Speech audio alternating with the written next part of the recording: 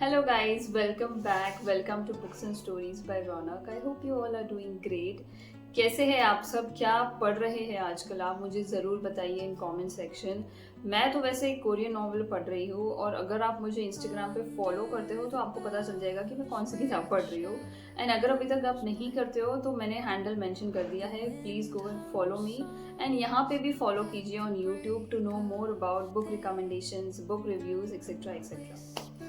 तो आज मैं आपके सामने एक ऐसा ऑथर लेके आई हूँ जो मुझे लगता है जिनकी किताबें आपने ज़रूर पढ़नी चाहिए एंड एज ऑलवेज कन्विंस भी करना चाहती हूँ कि क्यों पढ़नी चाहिए.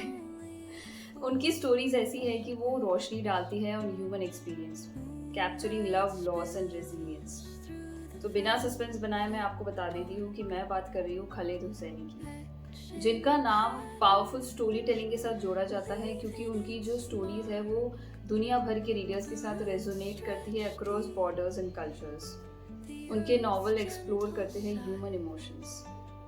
बॉर्न इन 1965 इन काबुल, अफगानिस्तान, उनका वर्क डीपली इन्फ्लुएंस्ड है by his upbringing in a country marked with political and social change. तो ये तो मैंने आपको थोड़ा सा उनका ब्रीफ दे दिया. अब क्यों ना उनकी अर्ली लाइफ और उनके इंस्पिरेशन के बारे में जानें. वैसे तो उनका early childhood it was mixture of pain and privilege. उनके फादर एक डिप्लोमेट थे और उनकी मदर एक टीचर. थोड़े साल कंफर्टेबली अफगानिस्तान में बिताने के बाद they after the Soviet invasion of Afghanistan in 1979 they had to seek asylum forcefully they had to seek asylum in the United states.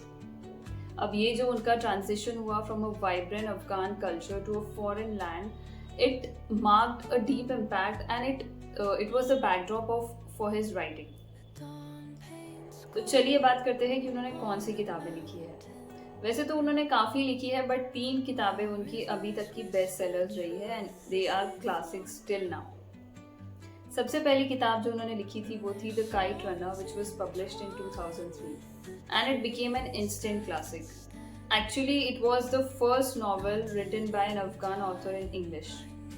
ये कहानी है दो दोस्तों की, Amir and his loyal friend Hassan, और कैसे एक ट्रैजिक इंसिडेंट के बाद उनकी लाइफ हमेशा के लिए चेंज हो जाती है.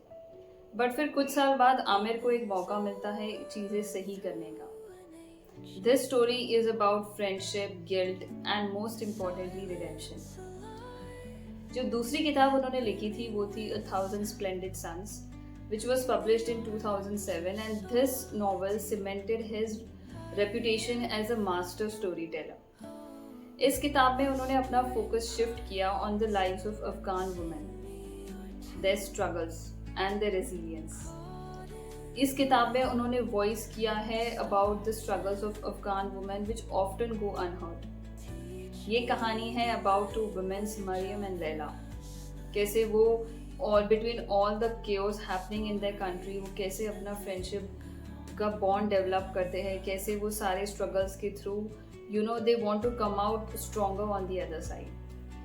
This story is about strength, about love and loss and hope in the face of suffering. And जो तीसरी किताब उन्होंने लिखी थी वो थी एंड द माउंटेन्स इक्वल्ड, which was published in 2017. This book explores the ripple effect of a single decision and कैसे एक single decision can change so many, can shape so many lives.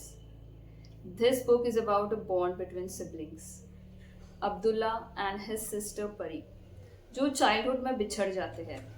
And then this novel follows the journey of all the characters through generations and countries who are connected in some or the other way.